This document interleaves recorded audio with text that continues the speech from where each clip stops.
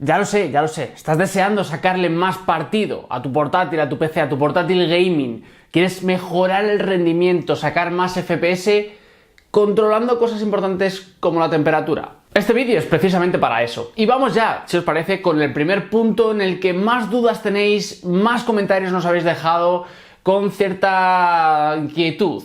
Y no es otro que la temperatura. Que si es demasiada temperatura, que si me calienta las piernas, que si puede ser un problema para la mesa. Son muchos los comentarios que nos habéis dejado. Y aquí van varios consejos. Lo primero es para muchas personas que todavía no sepan medir la temperatura de su CPU y de su GPU. Vamos a ver varias formas muy rápidas y sencillas. La primera sería usando alguna aplicación nativa que os venga por defecto en vuestro portátil. Como estáis viendo en pantalla, tanto en la aplicación de MyAsus como en la aplicación Asus Crate, te va a permitir ver la temperatura tanto de la CPU como de la GPU. Busca si tienes un MSI, si tienes un Alienware, si tienes un Razer, si tienes un Lenovo Legion.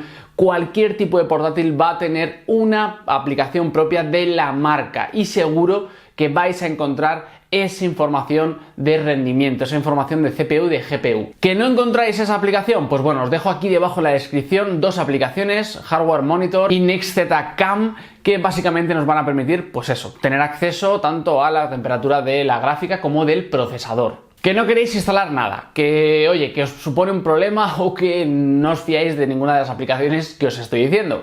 Pues bueno, puedes ver la temperatura de la gráfica en el administrador de tareas, como estás viendo en pantalla. Eso sí que nos lo va a dar para la gráfica dedicada. ¿Qué temperaturas son correctas? ¿Qué temperaturas máximas debería tolerar? ¿Puedo poner en riesgo mi portátil? Estas son otras de las preguntas que nos habéis hecho. Y tener en cuenta que los portátiles, los procesadores y las gráficas vienen ya pensados para que si se supera un límite que pueda ser perjudicial para el propio producto, sobre todo para nuestra salud, evidentemente va a haber un tope, va a haber una limitación a partir de la cual el sistema de seguridad del propio procesador o la gráfica va a hacer que Windows diga, mira, no se va a poder dar más rendimiento a la CPU y a partir de aquí básicamente vamos a tener que o bajarlo o mantenerlo, pero no podemos subir más allá de esta temperatura o de este rendimiento el procesador o la gráfica. Y esto lo va a hacer por sí solo, evidentemente, y vas a notar una caída de rendimiento, vas a notar que el ordenador se congela, pero nunca va a suponer un problema, mientras no hagas cosas como overclocking, etc. ¿Cómo puedes saber la temperatura máxima de tu procesador? Pues muy fácil, simplemente como estás viendo en pantalla, pones el procesador de turno de Intel o de AMD y vas a las especificaciones del producto y te van a poner la temperatura máxima. Pasar de 90 grados, en mi caso está siendo bastante común con este Asus TUF Gaming F15, cuando juego, cuando hago cosas bastante pesadas,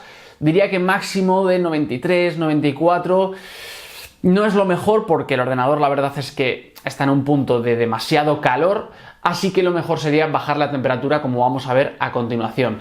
Pero tampoco es algo tan preocupante y quiero que os quitéis de la cabeza esa cosa de a ver si va a explotar el ordenador, etcétera, porque los procesadores y las gráficas vienen pensados con esa protección nativa. ¿Qué podemos hacer entonces para que, pues reducir esa temperatura, ¿no? Y que no nos suponga un problema pues en las piernas si estás jugando, sueles jugar acostado, tumbado, por ejemplo, o en la mesa, o en verano es imposible con este calor, etcétera. Pues lo primero que deberías hacer es, por supuesto, separarlo de cualquier pared, que las salidas laterales y traseras no tengan ningún tipo de tope.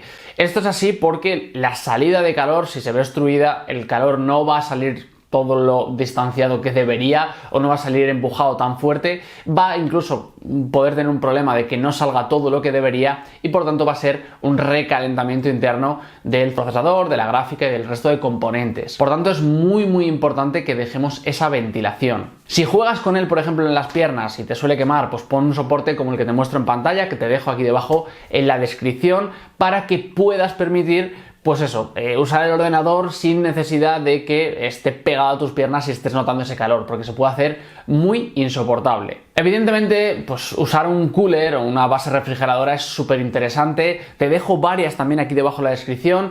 Sinceramente pueden bajar varios grados la temperatura y es algo bastante recomendable. Y evidentemente bloquear frames, por ejemplo en aplicaciones como Fortnite o Valorant, pues también va a permitir que la gráfica no vaya a un nivel súper potente, que el procesador tampoco lo haga y por tanto no llegue a esas temperaturas. Pero en cambio perdéis frames y esto es algo pues que tenéis que tener en cuenta, pero si os compensa más perder un poquito de calidad gráfica en favor de no sobrecalentar la habitación, pues es algo que tenéis a vuestra disposición. Otro punto clave, muy clave, por lo menos para mí, es el ruido. Llega esos días, pues que estás hasta arriba de todo y llega por la tarde-noche, te pones a jugar o te pones con tu ordenador y empieza un sonido un poco menos que insoportable, tienes la cabeza como un bombo. ¿Qué podemos hacer al respecto? Aquí sí que es interesante que veáis a cuántas revoluciones por minuto van los ventiladores, para haceros un poco de idea de qué nivel o qué horquilla de revoluciones pues es un sonido que no toleráis.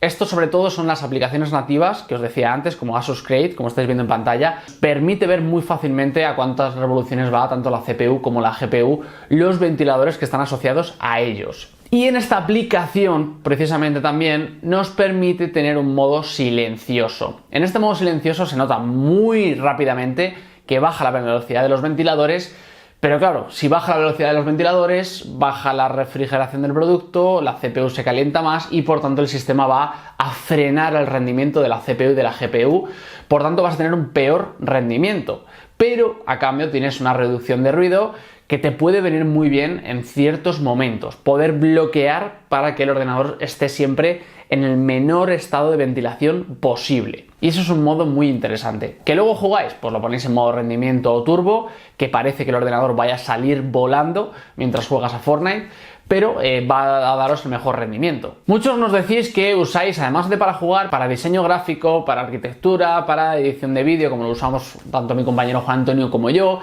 Y aquí hay algo importante, y es que si tenéis una gráfica de Nvidia, tenéis que ir a la aplicación de GeForce, tenéis que pulsar aquí donde estáis viendo en pantalla en esos tres puntitos y tenéis que iros a controladores. Ahí vais a ver tanto los controladores de Nvidia Studio como los de GeForce Ready.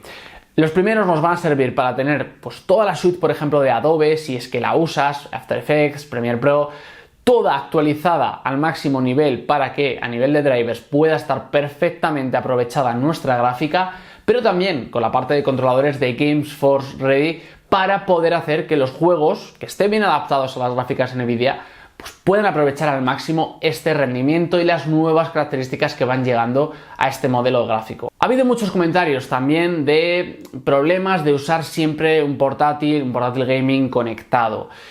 Al final tenéis que pensar una cosa y es ¿qué uso le vais a dar? Necesitáis potencia gráfica, por eso seguramente os habéis comprado un portátil denominado como gaming o una estación de trabajo. Y si ese es el caso, si queréis jugar al máximo nivel o si queréis editar al máximo nivel y ahorrar el mayor tiempo posible, pues seguramente que lo mejor que podáis hacer en vuestro caso es mantenerlo conectado. Ya hemos visto en otros vídeos lo de no cargarlo más allá del 60-70%, que lo podemos bloquear con ciertas aplicaciones, pero lo cierto es que al final donde va a haber más potencia es conectado a la corriente. Por tanto, si no lo estáis usando, pues no lo carguéis, evidentemente, pero si lo estáis usando, tiene todo el sentido que lo aprovechéis al máximo. ¿Esto va a provocar que se deteriore el portátil antes?